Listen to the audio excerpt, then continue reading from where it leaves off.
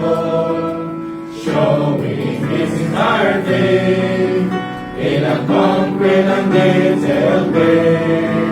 The words life and death, formed to contrasting lines, formed to contrasting lines, through chapters 5 through 8,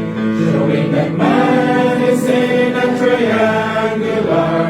situation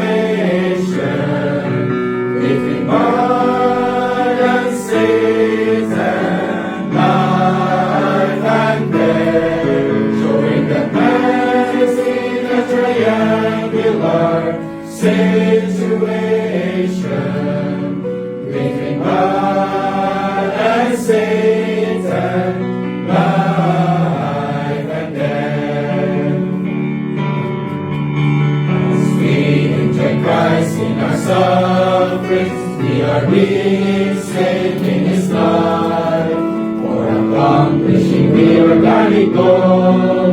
of God's dynamic salvation is the producing and building up of the organic body of Christ,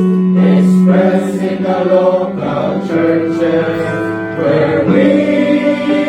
enjoy the rich grace of the Lord, and where the God of peace crushes Satan under our feet,